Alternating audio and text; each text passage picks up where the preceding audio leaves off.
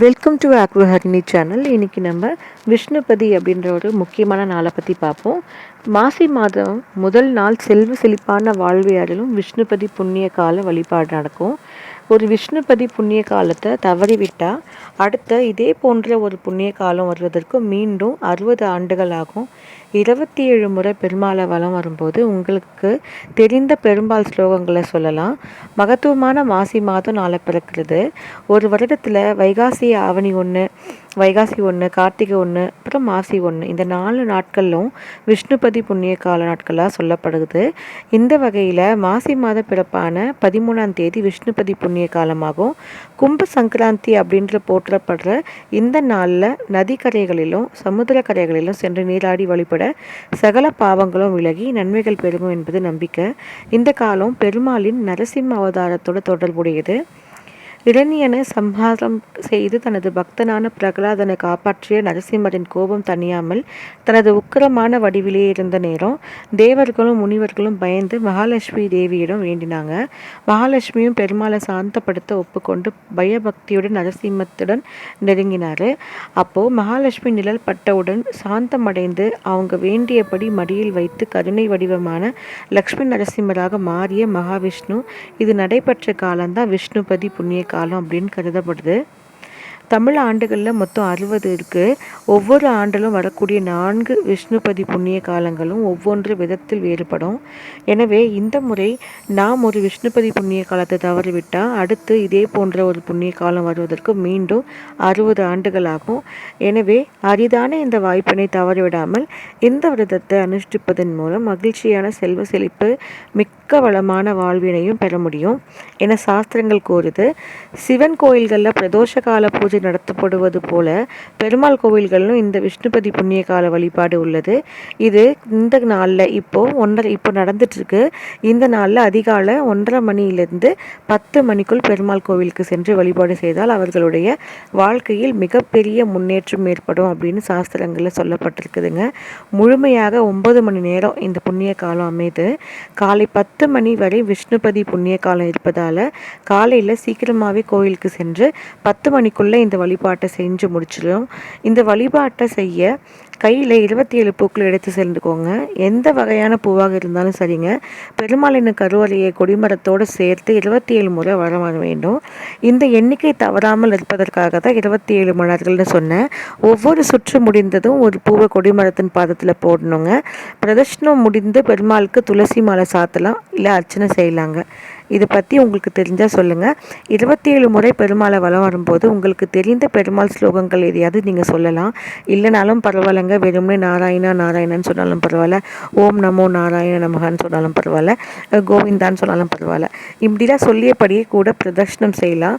வியாபாரத்திலும் செய்கிற வேலையிலும் சீக்கிரம் முன்னேற்றம் அடைய வேண்டும், இல்லை காரியத்தடை விளங்க வேண்டும், அதெல்லாம் போயிடணும் அப்படின்னு நினச்சிருங்கன்னா ஓம் அனிருத்ரனே நமக அப்படின்னு சொல்லி பிரதர்ஷனம் செய்யலாங்க. வீட்டில் நோய் நொடி பிரச்சனை எப்படியாவது இருக்குது அப்படின்னா பெருமாள் விஷ்ணுபதி புண்ணிய காலத்தில் ஓம் அச்சுதாய நமக அப்படின்னு சொல்லலாங்க. இல்லை ஓம் அனந்தாய நமக, இல்லைன்னா ஓம் கேசவாய நமக அப்படின்னு துதித்து வழிபடணுங்க. இது எதையும் உச்சரிக்க இயலாதவர்கள் என்ன பண்ணலான்னா கோவிந்தா கோவிந்தா அப்படின்ற சொல்கிற பிரதர்ஷனம் செய்து உங்கள் வேண்டுதலை பெருமாளிடம் சொன்னாலும் நிச்சயம் அது பழிக்குங்க.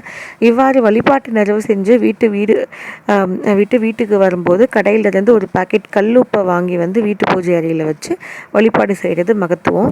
மறுநாள் இந்த கல்லுப்பை சமையலுக்கு பயன்படுத்தி கொள்ளலாங்க. இந்த முறையில் செய்வதன் மூலம் பெருமாளின் அருளால் செல்வ செழிப்புடன் வாழ முடியும்னு சொல்கிறாங்க. இந்த முறைப்படி பெருமாளை நாளைய தினம் வழிபாடு செய்பவர்களுக்கு, அதாவது இன்று கடன் குறையுங்க. இந்த முறையில் செய்கிறது மூலம் பெருமாளோட அருளை செல்வ செழிப்புடன் வாழ முடியும்னு சொல்கிறாங்க. இந்த முறைப்படி பெருமாளை நாளைய தினம், அதாவது இப்போது வழிபாடு செய்பவர்களுக்கு கடன் அதெல்லாம் குறையும் அப்படின்னு சொல்கிறாங்க. பொன் பொருளை பெரும்பாலும் மகாலட்சுமிக்கு உங்களுக்கு வழங்குவாங்கன்னு சொல்கிறாங்க. அதே போல் கொடிமர பூஜைக்கு மிகுந்த பலன் உண்டுங்க. ஏகாதசி விஷ்ணுவிற்கு எவ்வளவு சிறப்பு வாய்ந்ததோ அதே போல தான் இந்து விஷ்ணுபதி புண்ணிய காலமும் மிகவும் சிறப்பு பெற்ற புனிதமான நாள்.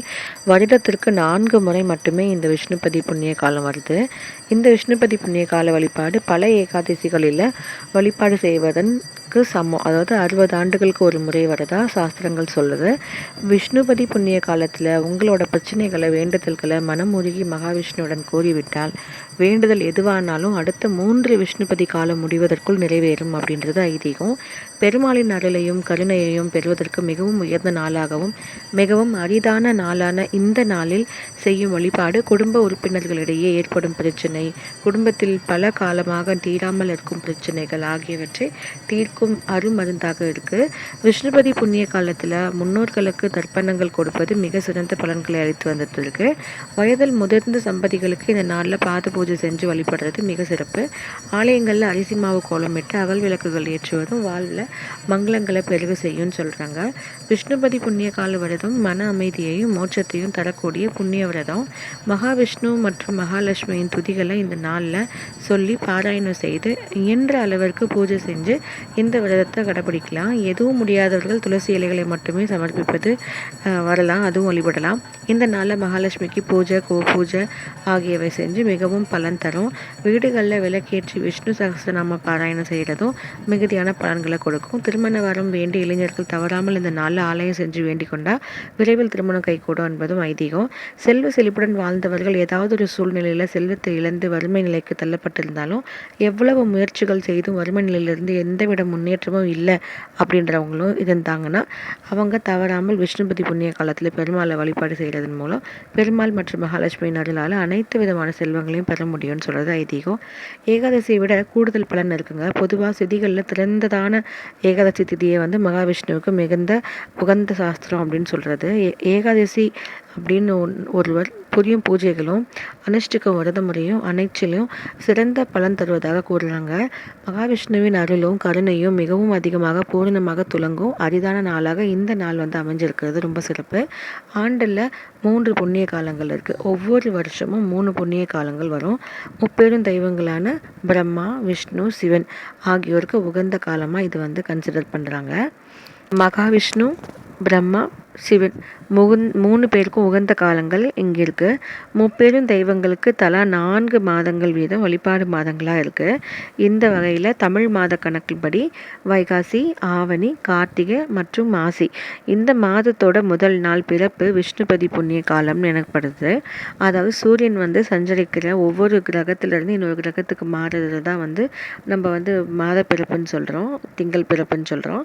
அதையே தான் விஷ்ணுபதி புண்ணிய காலம் அப்படின்னு நினைக்கப்படுது. இன்னைக்கு மாசி மாதம் பிறக்கிறது, இது விஷ்ணுபதி புண்ணிய காலமாகும். இதே போல் சித்திரை, ஆடி, ஐப்பசி, தை இது நாளும் பார்த்தீங்கன்னா பிரம்மாவுக்கு உரிய ஒரு விஷயமா இருக்குது. அதனால் விஷு புண்ணிய காலம் அப்படின்னு அழைக்கப்படுறது. ஆனி, புரட்டாசி, மார்கழி, பங்குனி ஆகியவை சிவனுக்குரிய காலங்கள். அதனால் ஷடசீதி புண்ணிய காலம் அப்படின்னு சொல்கிறாங்க. ஷடாங்கன் அப்படின்றது சிவபெருமானை குறிப்பதாக ஐதீகம். அதனால் இந்த நாள் வழிபடுற எல்லாருக்குமே ரொம்ப நல்ல விஷயங்கள் கிடைக்கும் அப்படின்றது ஒரு உண்மையான விஷயம். எல்லோரும் இன்றைக்கி ட்ரை பண்ணி பாருங்கள். இந்த விஷயம் உங்களுக்கு இந்த மாதிரி விஷ்ணுபதி, விஷ்ணுமயா இதெல்லாம் உங்களுக்கு புதுசாக இருந்தது, நான் சொன்ன இன்ஃபர்மேஷன் உங்களுக்கு பிடிச்சிருந்தது, இந்த மாதிரி இன்னும் மச் மோர் இன்ஃபர்மேஷன் உங்களுக்கு வேணும்னா என்னோடய சேனலை சப்ஸ்கிரைப் பண்ணிக்கோங்க. Also please to follow me.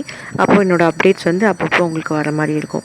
Thanks for வாட்சிங் ஃப்ரெண்ட்ஸ். அண்ட் இது வரைக்கும் எனக்கு கொடுத்த லவ் அண்ட் சப்போர்ட்க்கு ரொம்ப thanks to the overall family. Thank you very much. Bye bye.